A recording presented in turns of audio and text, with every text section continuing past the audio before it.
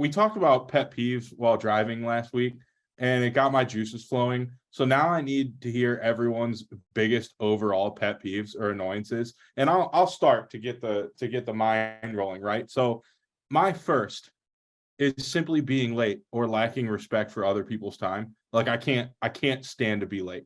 It's my biggest pet peeve when I'm running late. Like it gets me angry.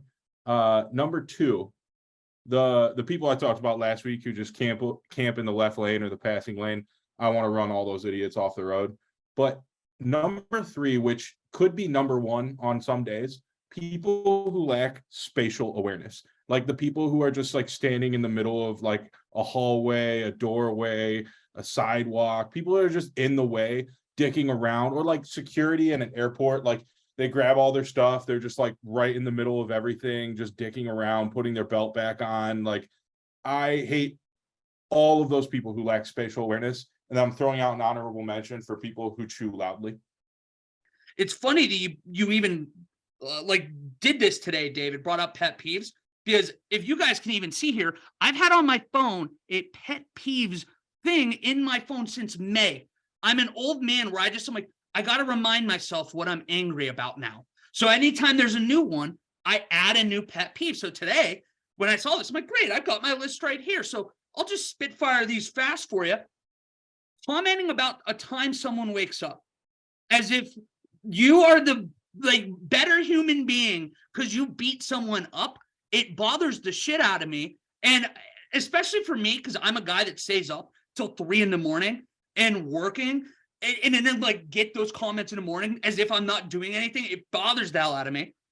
But then fans that are competitive about being the biggest fan, like the people out there, like, oh, you have no idea how I'm feeling right now. Like, guess what? That is called being a fan. Gatekeeping who's the best fan is the biggest douchebag move in the world.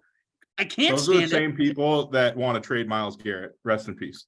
Yeah, well, they're the same people too that are like, oh, I'm this dog's favorite. I'm this kid's favorite. Like, well, what is the point of you even saying that? We can't ask the dog. You're just propelling this so that we think that whatever. People that think everyone cares. Oh, this is fun.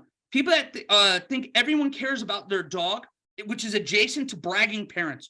No one cares that little Dylan threw a 4-hitter in 3 innings in his coach's pitch, or I guess first time kids playing. It's just, we don't care. We have to pretend, and we sit there, oh, wow, really? And then you show us a picture of him. We're, oh, yeah, he certainly looks like he's a 12-year-old. That is something else. That good for you. Okay, parties for 1-year-olds. They don't care. They're not going to remember it, and I have to get a gift for a 1-year-old kid. It's just like, again, it's like a ploy. What are you doing? What are you accomplishing? Not stopping your kids from kicking the seat on airplanes. It could go beyond that. Oh, brother. Just like kids in general. Yeah, like what anytime a kid in general is being disrespectful and parents are just like, it's okay, he's just a kid. No, he's not. Was that from the Vegas trip you had that, or was that, or I guess a previous Vegas trip because you went twice this past year? Well, yes, I don't know if it was yours or if it was the bachelor party. You're right. That did happen. And I got pissed because you do the casual haha and you look over your shoulder and then you're like, okay, haha, they're kicking. maybe we stop them kicking. Do something. Yeah. And it's like, please help me. Because you can't like turn around and yell at a kid because then I'm the bad guy. Dude. That's terrible. Spin off. First off, you definitely can yell at a kid.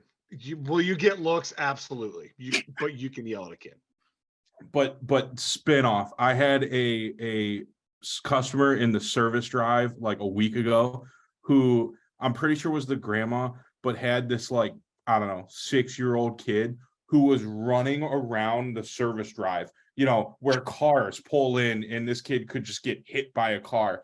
Like, and this grandmother was just like, just stop, just stop. And like not actually doing anything. This kid's running around, like hanging off of other people's cars.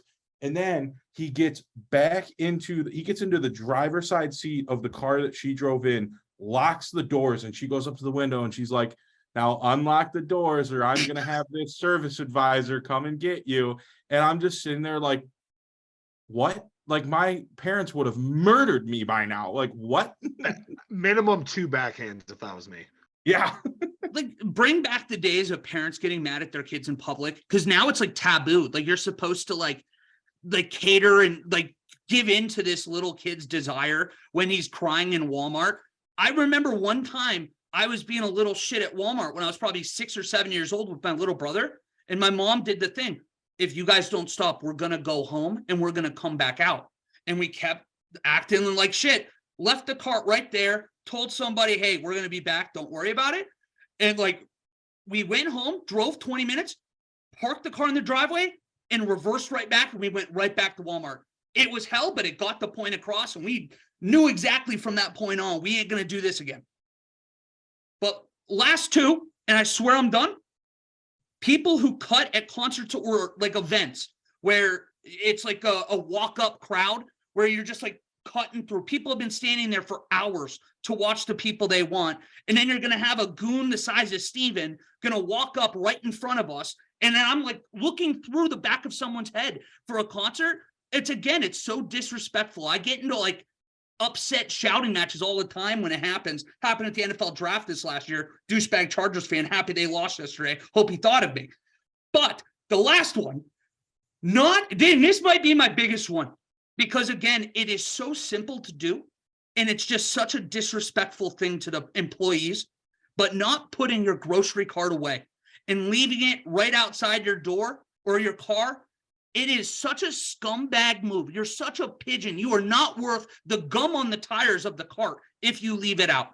And that's all I got. Have you ever seen those videos of like the guy who pretends he's the cart police and he like follows people who don't like, you know, somebody like just leaves the cart next to their car, he grabs it and then puts it behind their car so they can't back out. Dude, there are videos of this guy. I gotta find him for you. It is perfection. Please do. That sounds like a hero.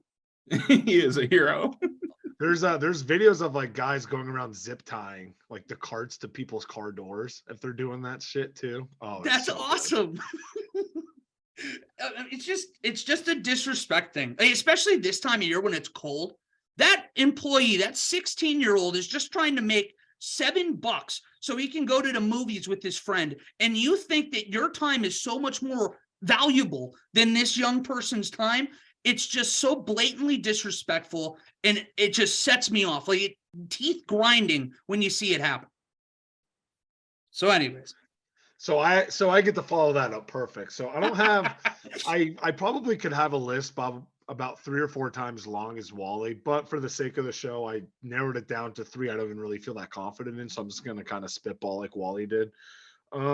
To piggyback off David's, just spatial awareness, I'm just going to go with overall obliviousness to a situation in public. It drives me insane if you're in my way. Oh, excuse me. Do you know where Verizon Wireless is? Right fucking behind you, actually. If you'd look up from your fucking phone, you'd actually see exactly you're right in front of it. Why are you bothering me? Strangers, only strangers calling you guy. Guy's an aggressive word too. And it depends. If it's someone calling you guy from like New York, it comes off really aggressive. But like one time I was delivering pizza when I was back in North Carolina, and I forgot my pen at the door. Hey guy, you forgot your pen. It's like, I just fucking delivered your pizza, dude. I have a fucking name. Thanks for the $2.50 tip. Now eat my shit.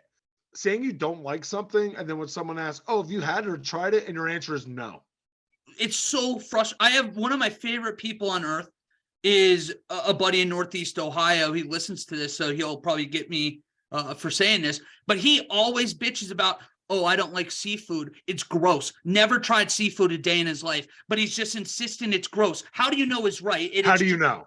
It's gross. Like I like when I hear it, it pisses me off. I remember one time I'm like, I will pay you $20 to take a piece of shrimp. First of all, I'm trying to like open his worldview to experience his great food. And instead, oh no, ew, it's like a bit almost. Like you're not cool, or it's not funny, it's not quirky if you just don't like something because you haven't tried it. I love that, Steven. If that dude isn't liking seafood and blaming smell or texture or anything, I can imagine that he's very much single.